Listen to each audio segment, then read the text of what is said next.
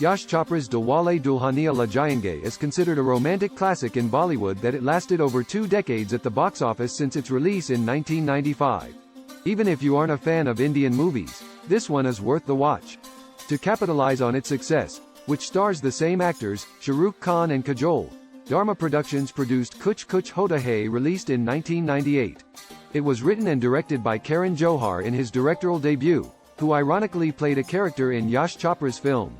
For some, Kuch Kuch Hota Hai is a classic itself. It's no doubt that it has a lot of good songs that are still probably played at South Asian weddings till this day. IndieWire even named it the best romantic comedy on Netflix today. However, the film, when you analyze it, was actually an odd one. The biggest problem with this movie is that it has no real antagonist. In Yash Chopra's classic, you can argue there were 2 antagonists: the father of the bride, who the boy wants to prove himself to, and the boy Simran, who is marrying a typical scoundrel. But Kuch Kuch Hota Hai doesn't really have one. The heroine Anjali is set to marry Aman, played by Salman Khan. Yet Aman is not a bad guy at all. In fact, he's probably the most decent guy there is. He's kind to everyone. He really wants Anjali to love him. He is willing to do what it takes to do the right thing. He has a heart.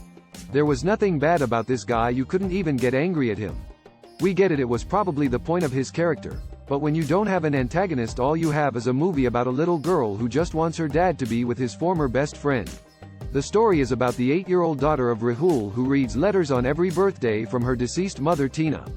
Tina reveals the truth that she likely got in the way between Rahul and Anjali, his best friend in college. So we get a flashback of how they were friends.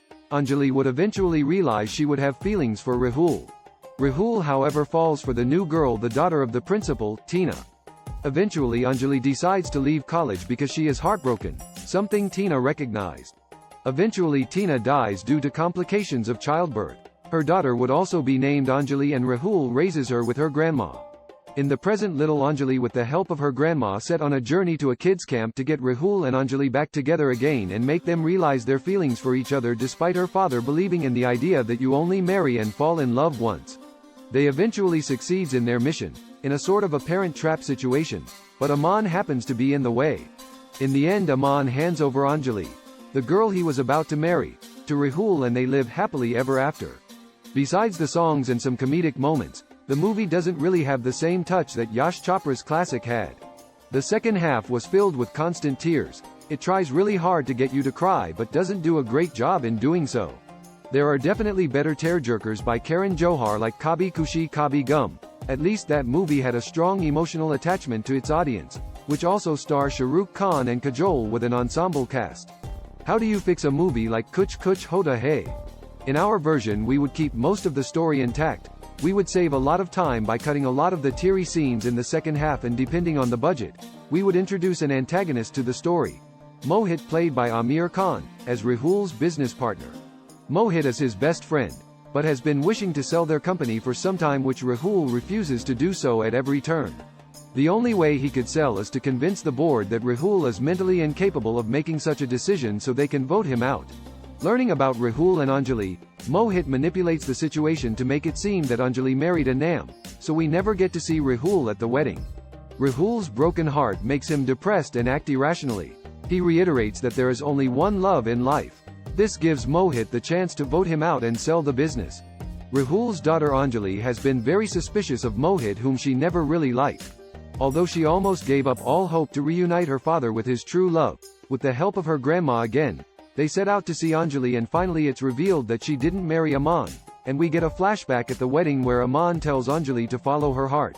However, we also learn that Mohit wrote a fake letter from Rahul telling Anjali that he has left the country far away and will never again return.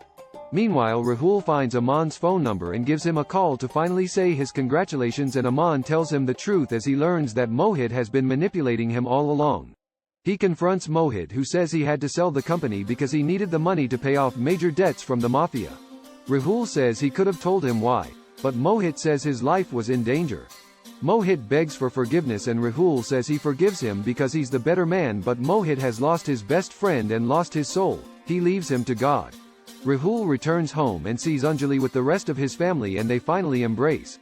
We get a credits rolling with the wedding and a dance number ending the movie. How do you like our fix, which adds more layers to the story by adding in an antagonist and exploring Rahul's mental health? Or should it just be left alone as a timeless Bollywood classic? Tell us what you think. Don't forget to subscribe and thank you for watching In the Plot.